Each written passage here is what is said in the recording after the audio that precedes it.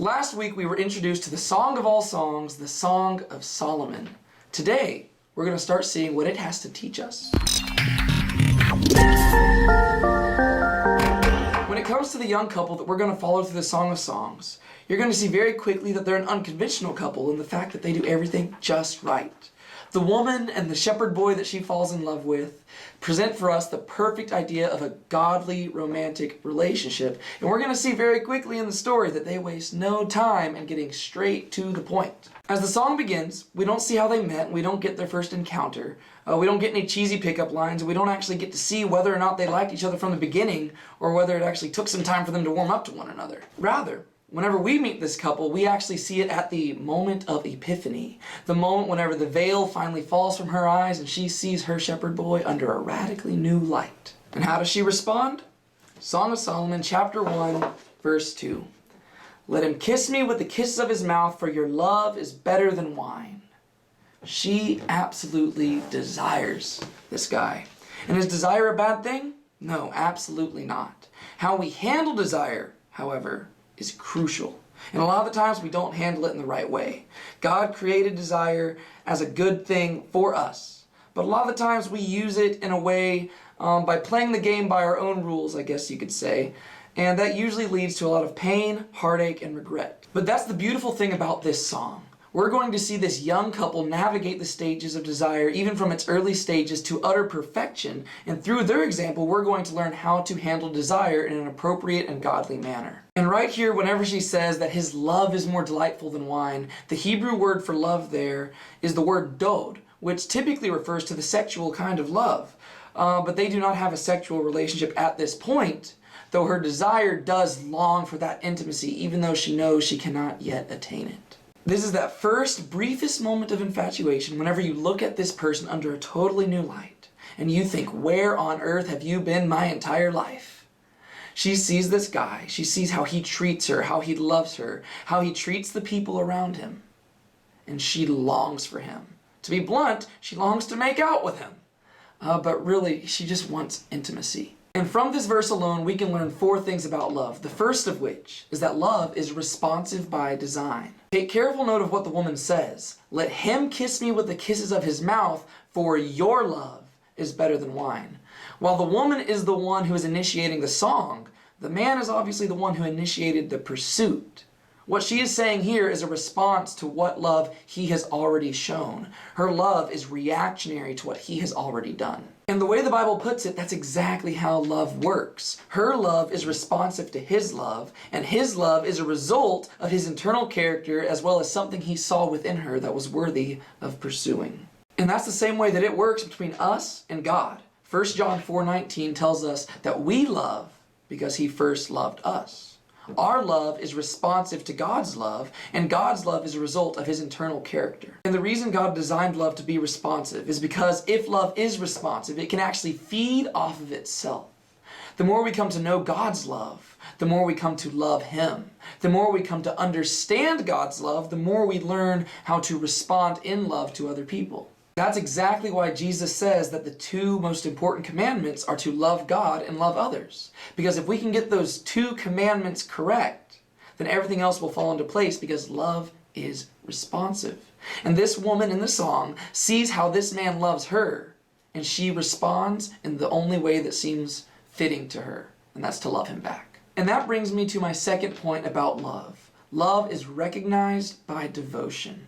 Notice that she never has to specify who she's talking about here. She just says, your love is better than wine, without saying a name. Later on in the song, we will learn more about who this guy is and what about him makes her love him. But right here, she doesn't have to specify any of that. All she has to say is, your love. In her mind, there is no other guy that she could be referring to. She has eyes for him and him alone, and therefore she only has to refer to him as you and you alone. Who else could she be referring to? Love is recognized by devotion. And so if you want to know what you love most in life, ask yourself, what are you devoted to most in life? If you want to know whether or not you truly love God, ask yourself, are you devoted to him? Jesus says that if you love me, you will keep my commandments. And that's why the Bible places such a great emphasis on faith. Because just like a marriage, our relationship with God is rooted in faithfulness. It's the same in any relationship. If a man tells his wife that he loves her, but then goes and commits adultery, his love is discounted by his lack of devotion. This woman sees this guy. She recognizes his character, and she sees within herself that she has eyes for him and only him. And in that increased devotion, she also has this increased hunger for intimacy. And as a result, she cries out, "Kiss me!" And this brings me to my third point, that love is ravenous for depth. As I mentioned earlier, love feeds off itself. Love begets more love. True love, be that romantic or platonic, always longs to go deeper. If we love God truly, we're going to long to deepen in our relationship with Him. If we love people truly, we'll long to spend more time with them, to care for them, to learn more about what makes them tick so that we can love them more. Love hungers for intimacy, and that's exactly what this woman is encountering with this guy. Prior to this moment, it would seem that she was aware of who this guy was and she was conscious of his character. But only at this moment right here does her desire reach the point where she can't help but sing. And when she does, it's bold and it's dramatic. Let him kiss me with the kisses of his mouth. And that brings me to my fourth point. Love is rooted in desire. Guys, tell me the truth. How would it make you feel if a girl wrote a song for you and that song started out like this? She desires this guy. She longs for his kisses and she longs for his love. Wine was considered the greatest delicacy of that time period, yet she says that his love is greater than that. You can figure out a lot about what you love most in life by searching your heart and figuring out what you desire most in life. The way that Jesus puts that is this: where your treasure is, there your heart will be also. Your love for God is demonstrated by your devotion to Him, but your devotion to Him is a natural outpouring of your desire for Him. It's the same way in any relationship. If you truly love someone, your desire will be for that person and not simply for your own gratification through that person.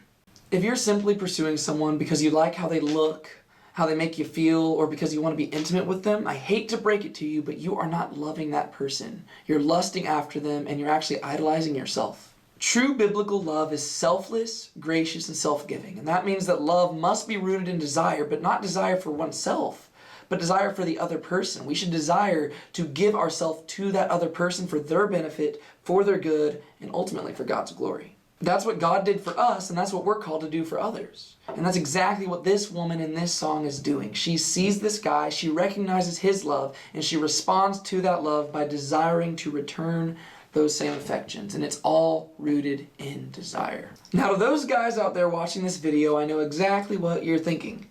What on earth did this guy do to make this girl react in this way?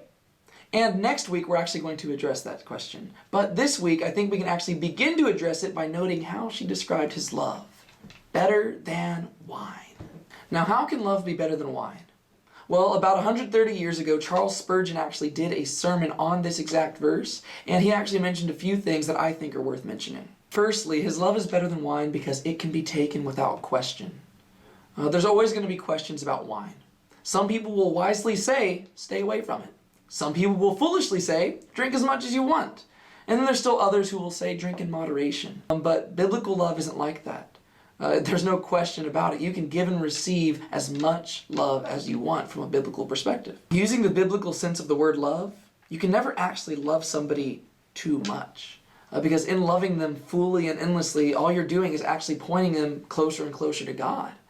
And this woman sees this guy, and he is not loving her with scarcity. He's loving her abundantly, excessively, unquestioningly. But that's not the only reason that his love is better than wine. A second reason is that love can be attained without money. From a biblical perspective, love is given by grace, free of charge. It doesn't cost anything. How many people have gone absolutely bankrupt, wasting their money, going out to parties and buying alcohol? But when somebody is loving more and more the way the Bible describes love, they just get richer and richer. Whereas the world loves people on a give and take, do this for me and I'll do that for you basis, that's not Christian love. Christian love is free of charge. It's undeserved. We love because God loved us. We don't love because people deserve it or because they'll ever deserve it, but we love because that's who we are in Jesus Christ. As the Father sent the Son in love, so the Son has sent us out into the world in love. As He is the God of love, who is love, So he has sent his people out to also be ambassadors of love, handing out love free of charge, without cost. As we'll see later on in this song, this woman does not feel that she deserves this guy's love. No, he freely gave it to her because that's just the type of guy he is. And as a response to his love, she wants to love him back. Another reason that love is better than wine is because you don't get tired of it. It's a statement of fact that even if you're eating the sweetest, tastiest substance in the entire world, eventually you're going to get tired of the taste. Wine was considered the greatest delicacy of their time period. But if you had wine every single day nonstop, eventually you'd get tired of the taste. But that's not the case with biblical love. Biblical love is better than wine because it never cloys the palate. When you taste this type of love, and even whenever you've had it to its full, it leaves you crying out for more, more, more. This woman, she'd already tasted and seen this guy's love. Yet she begins this song at the very introduction, longing for kisses. Another reason that love is better than wine is because it doesn't produce any bad side effects. Wine, if drunk in excess, can make you drunk, but true love in excess has a way of sobering you. Perhaps I can better explain this by going back to those 4 points that I made earlier. Love is responsive by design, but biblical love doesn't over-respond. It's not stalkerish and creepy, but rather it's gentlemanly in its conduct, offering itself freely, yet also content with the response that it receives. Love is recognized by devotion, but it will not devote itself to something that is impure or unrighteous. Biblical love is not a feeling, it's a choice. You choose what you're devoted to. You don't simply drunkenly fall in and out of love, as is the message of modern secular romance. Love is ravenous for depth. It always longs to go deeper, but it's better than wine in the fact that it's sober in its judgment. True love will not go too deeply, too quickly, and it will know where to establish boundaries to help both parties involved and to glorify God. The intoxicating kind of drunken love that is entirely sensual and feeds off self-gratification, that is not biblical love. And then, of course, love is rooted in desire, but those desires are not self-seeking. When one overindulges in wine, it's because they lack self-control and because they're seeking pleasure simply for themselves. But that's not biblical love. Biblical love flows out of self-sacrifice, humility, and selflessness. It's not life-sucking, but actually it's life-giving. And that brings me to my last point about this man's love. It was better than wine because of the joy that it produced. I have personally never had wine, but back in the ancient world it was a symbol of joy. Biblical love, however, surpasses all joy. This woman sees this man's love, she sees the type of guy he is, the way that he treats her, and she cannot help but burst into song, because that is biblical love. It surpasses all joy and it makes you just want to sing. But the question still remains, what on earth did this guy do to make her respond in this way? You're going to have to come back next week to find out. Until then, keep a smile on your face and don't let anybody steal your joy. What is love? Baby, don't hurt me. Don't hurt